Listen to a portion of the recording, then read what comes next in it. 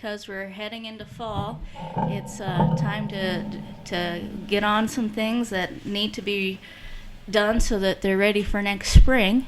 One of them that the district does is for anybody that wants to do the casseron application.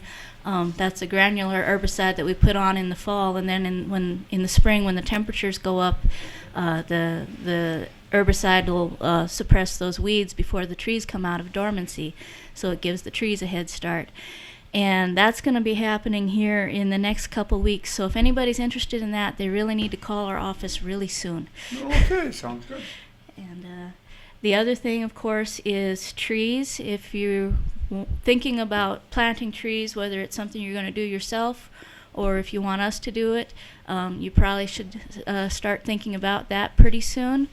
If you have trees out there that need replacement, they're already starting to lose leaves, so you need to look at them really soon.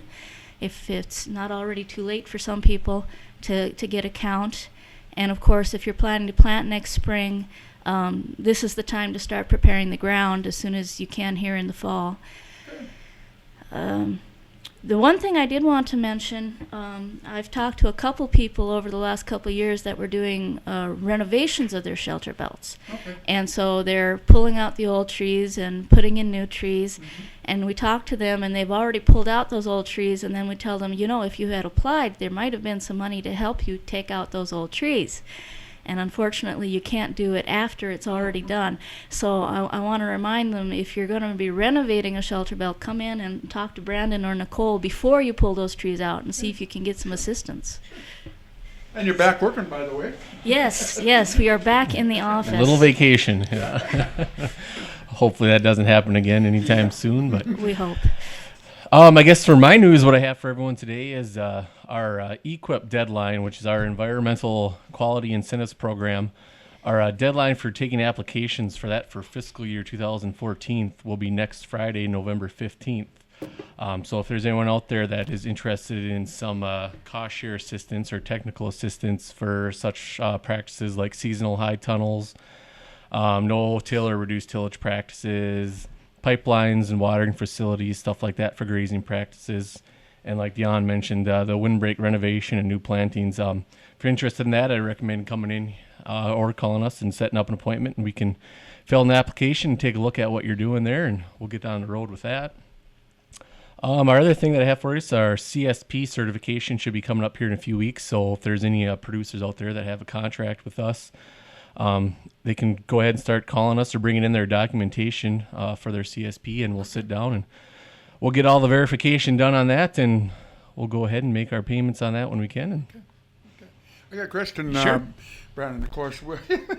And everything is political now. Are you funded through the Farm Bill? Or Correct. Okay, so we'll see what happens, huh? That is exactly right. I mean, we still got to go through our application and our batching periods, but whatever happens with funding, I don't know that, and Well, we I know tried. the conservation side, your side, is usually a little more highly thought of than the other side, I would think. So I'm hoping that Right. they've already been talking about tying even the and that's a controversial deal, which I don't agree with. Personally, I don't agree with it. The federal crop insurance to conservation. I don't know about that, but I won't even get into that. But, Right. and that just has for other reasons, Yep. freedom reasons, I guess. I don't know. It's kind of I'm buying crop insurance from an independent entity at the bank, and yet I'm still. But that is subsidized, so I guess there's arguments on both sides. Right, that is correct. I mean, we get kind of arguments on both sides, like you're saying there, and that's something that is above and beyond me. But Yeah, I and kind it'll of be worked out there. right. Hopefully, they can Yeah. come to agreement The where way it everyone's sounded happy. like they were talking to some of the senators, it's going to go through. That it will be. Okay. So, Yeah, I haven't been paying too much attention lately, and hopefully they get it solved pretty soon. I know we got some people I waiting. Do too. Yep, I do too. So are you guys going to come in the wintertime with your Talking Dirt show too? So? Sure. Okay, good. Sounds good. So, and the guy just come in here waving his hands. He wasn't going to talk on the air, but I'm going to make him talk. Kurt Klein. So what's going on this morning, Kurt? You getting any corn combined out there? No, I haven't started. I think it's still probably pretty wet. Yeah, but, me too. I've heard yesterday Coffee Talk. it hasn't dried in 2 weeks out in the field. There was somebody that told me it went up 2 points. They were combining corn. It actually went up 2 points the other day. So yeah. Yeah, and then 366 for corn yesterday, and bottle gas hit $2. Oh, I haven't heard that. Yeah, you're right. So Yeah, I don't know. That's a mix that doesn't compute real well. no, and in fact, one guy said it would take a gallon of bottle gas to dry 6 bushels of corn. Mm-hmm. So if you equate that to 120 bushel corn, Yeah.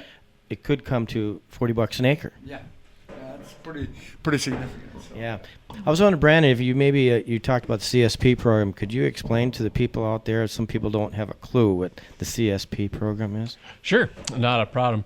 Our CSP program, which stands for the Conservation Stewardship Program, it's kind of a self-certification program here where producers can come in, and we have a list of, there's about 50 different enhancements that are called that they can choose from to try to improve the management and conservation needs on their land.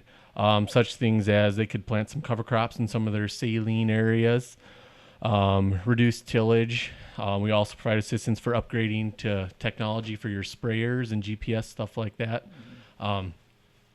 Payment rate, that it is capped at a 5-year program for $200,000. It's $40,000 a year.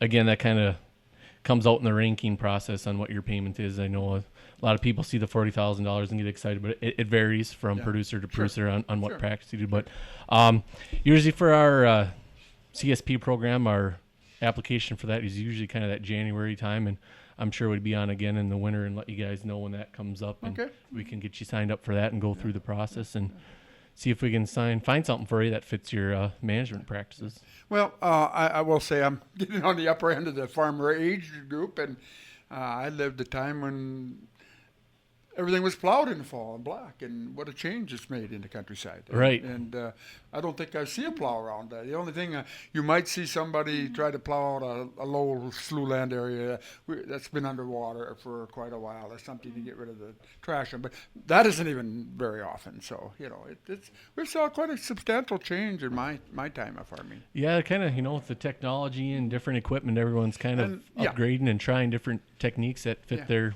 style of what they're doing. And I think the chemicals, the farming practices, like you say, the different machines and things we have nowadays have also facilitated that. Right. Yeah, and I think overall, as I look in the country, it's much better than it has been or was back in those days, I would say. Yeah, and drain tile. Yeah. Figure that in a little bit, and Yep. I don't know with drain tile, pros and cons on that, but I think the trees are coming out and drain tiles going in. It seems like to me. So Yeah, I don't know either. I'll reserve my opinions on that, I guess.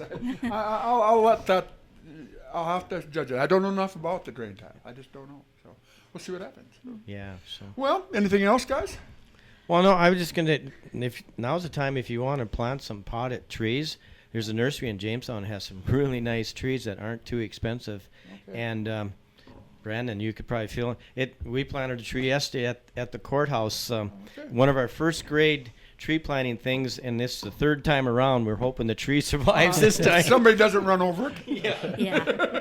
And hopefully by the time so that was the very first tree that we planted when we started that program, and the first one died, and the second one got run over, and now this is the third time's a charm. I'm hoping. Third time's a charm. And so. maybe when them kids are probably 7th or 8th graders now, and maybe when they're seniors, that it might be a decent picture. I remind everybody, and the new schools. I was the second class to graduate out of the new school. Well, when I was a sophomore, a couple of years before that, they bust my class out, and we planted all the trees around the high school. And I'm kind of proud of that. My school, it's something for us to remember. And why they picked our class, I don't know. I think they thought that school would be done when we were seniors or something. I don't know. I have no reason why. What year was that? 18? That was actually 1963, I think, is when it was. So, yeah. But that's about the same, yeah. Well, you weren't far behind me. I remember you being in school when I was in school. So.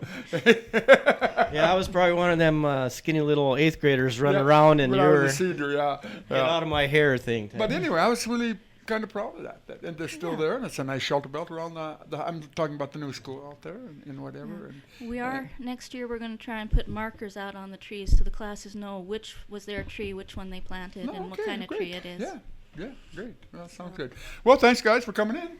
Okay. Yeah, we'll see good you the week. first of the month next week, or next month. So, and that is Talking Dirt with the Foster County Soil Conservation guys here, and always enjoy it when they come in. Community Endowment Fund works to improve the quality of life in our community through charitable giving and promoting philanthropy. We're talking with Cindy Willie, social worker at Mercy Hospice. Cindy, who benefited from the grant? We offer bereavement services to families of Mercy Hospice patients and to grieving members of our community at large. What would you like others to know about the Carrington Community Endowment Fund? The Carrington Community Endowment Fund has been instrumental in helping Mercy Hospice support our neighbors and friends who've lost a loved one and are grieving. Did you bag that buck, down that doe, or limit out on your favorite waterfowl? Show off your pictures. The Outdoors page is back on newsdakota.com.